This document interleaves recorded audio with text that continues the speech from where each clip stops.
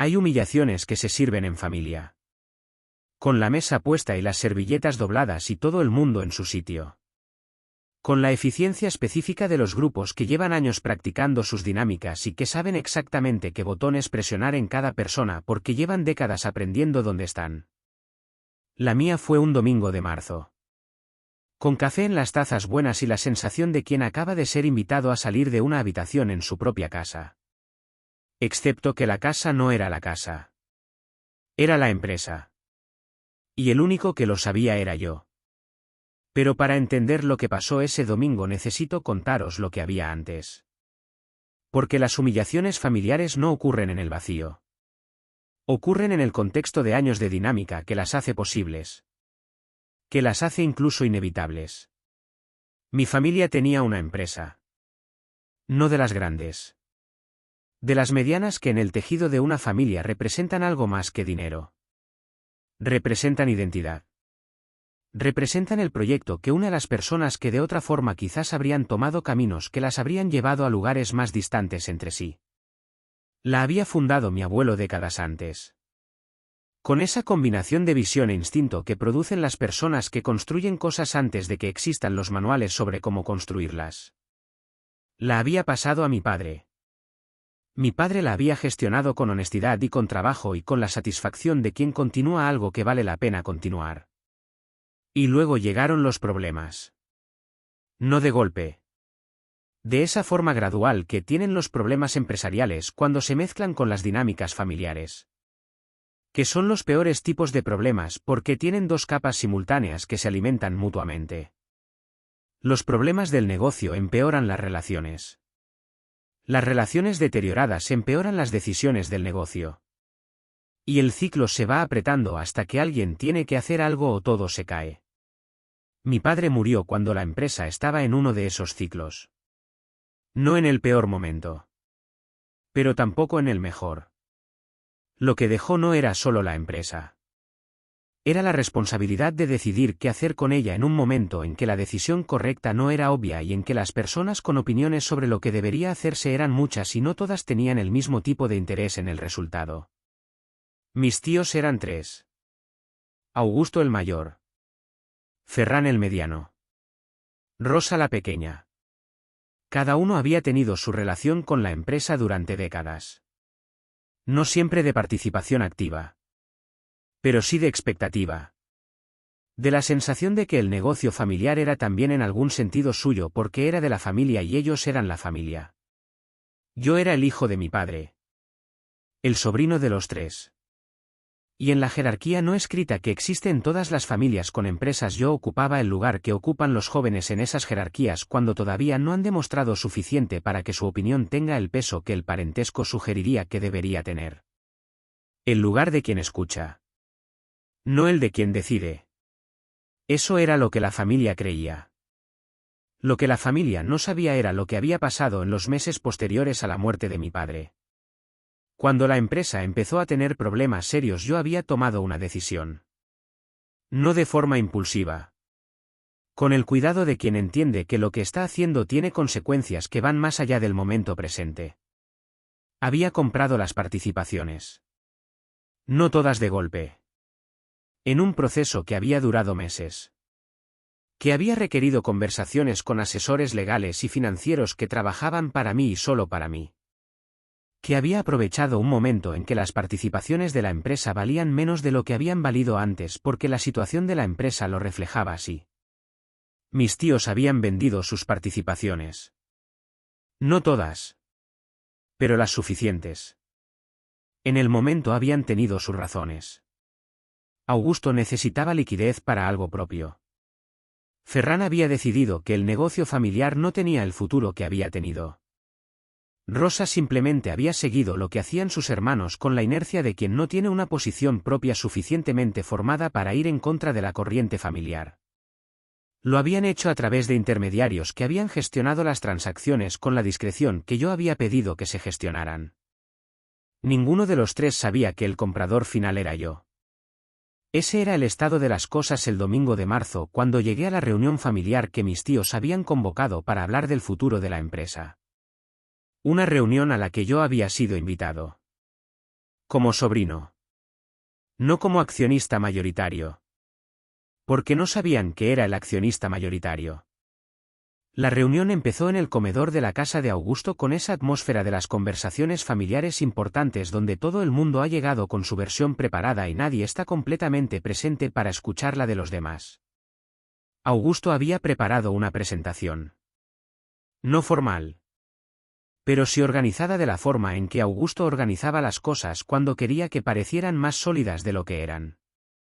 Con números que contaban una historia sobre la empresa que era parcialmente verdadera y parcialmente la historia que Augusto necesitaba que fuera verdadera para que sus argumentos funcionaran. La conclusión de esa historia era que la empresa necesitaba ser vendida. Que había un comprador interesado que había hecho una oferta.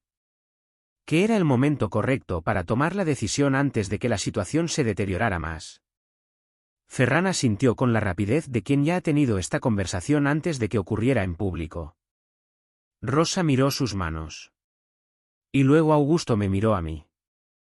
Y me dijo que apreciaba mi presencia pero que la decisión sobre la empresa correspondía a los accionistas y que quizás sería mejor que esperara fuera mientras ellos terminaban de discutir los detalles. Lo dijo con esa amabilidad específica que es más hiriente que la rudeza porque implica que quien la recibe no merece ni el esfuerzo de la confrontación directa. Me levanté. Fui hacia la puerta. Y luego me detuve. No porque hubiera un plan elaborado para ese momento. Sino porque algo en mí decidió que ese era el momento y que esperar más no producía nada que no pudiera producirse ahora. Me giré. Le dije a Augusto que tenía razón. Que la decisión sobre la empresa correspondía a los accionistas. Le pregunté si podría explicarme cuál creía que era la distribución actual del accionariado. Augusto me miró con esa expresión de quien no entiende completamente por qué se está haciendo una pregunta cuya respuesta parece obvia. Me explicó la distribución tal y como la conocía. Con las participaciones que él creía que seguían en manos de la familia. Con la estructura que había existido durante años y que él asumía que seguía siendo la estructura.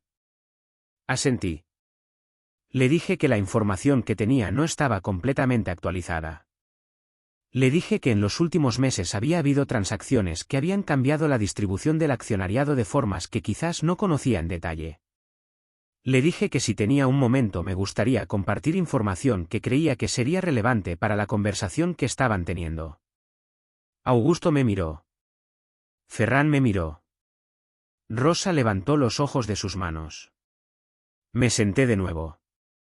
Y saqué la documentación que había llevado conmigo. No porque supiera que iba a necesitarla ese día específicamente. Sino porque era el tipo de documentación que uno lleva cuando está en situaciones donde la documentación puede hacer falta. La había llevado durante meses a las reuniones familiares como parte de una preparación que era más general que específica para ese domingo. Resultó ser específica para ese domingo. La documentación mostraba las transacciones que habían ocurrido. Las participaciones que habían sido compradas. Los porcentajes actuales. El nombre del comprador final que en todos los documentos era el mismo. ¿El mío? El silencio que siguió a que Augusto leyera los primeros documentos fue de los que tienen peso específico. No el silencio de quien está procesando información nueva. El silencio de quien está procesando la implicación de esa información en todo lo que acaba de ocurrir en los últimos 20 minutos. Augusto dijo algo que empezaba con imposible. Le dije que los documentos estaban frente a él. Ferran dijo algo sobre los intermediarios y sobre si había habido algo irregular en el proceso.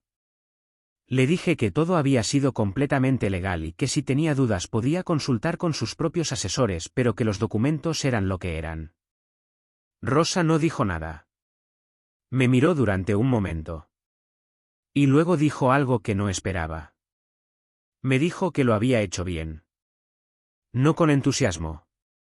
Con esa forma de reconocer algo que uno no quería tener que reconocer pero que la honestidad hace inevitable.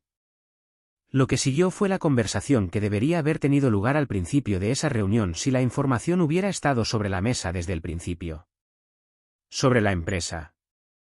Sobre su situación real. Sobre lo que yo creía que podía hacerse con ella y por qué creía que venderla al comprador que Augusto había mencionado no era la mejor opción disponible. Era una conversación diferente a la que habría sido si yo hubiera llegado como el sobrino que espera fuera mientras los adultos toman decisiones. Era una conversación entre accionistas, donde el accionista mayoritario era yo. Las decisiones que siguieron a esa reunión no fueron perfectas porque ninguna decisión empresarial tomada en el contexto de dinámicas familiares complicadas lo es. Pero fueron tomadas con información completa. Con la estructura accionarial real sobre la mesa. Con la posibilidad de que las personas que tenían algo que decir lo dijeran desde el lugar que les correspondía. La empresa no se vendió ese año. Se reorganizó. Con la dirección que yo creía que necesitaba. Con personas que se eligieron por su capacidad y no por su apellido.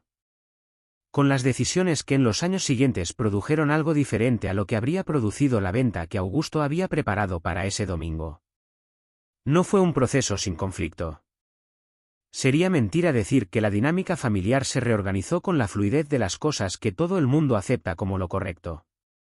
Augusto tardó en encontrar la forma de relacionarse conmigo desde el nuevo terreno.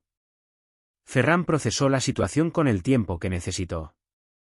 Rosa fue quizás la más honesta de los tres sobre lo que había pasado y sobre lo que significaba. Lo que aprendí de todo ese periodo tiene varias dimensiones. La primera es sobre la información y quién la tiene. Que las dinámicas de poder en las familias dependen en gran medida de quien cree saber qué. Que cuando la información real es diferente a la información que las personas creen tener, las dinámicas cambian. No de forma automática ni sin conflicto. Pero cambian. La segunda es sobre las decisiones que se toman en silencio. Que hay momentos en que hacer algo en silencio es exactamente lo correcto. No por falta de transparencia, sino porque la transparencia en el momento equivocado produce resultados que la paciencia habría evitado. Que saber cuándo hablar y cuándo esperar es una habilidad que no siempre se valora, pero que produce consecuencias reales. La tercera es sobre los momentos en que uno decide no salir de la habitación. Que hay situaciones en que la respuesta correcta a que te pidan que esperes fuera es darte la vuelta y quedarte. No con agresividad.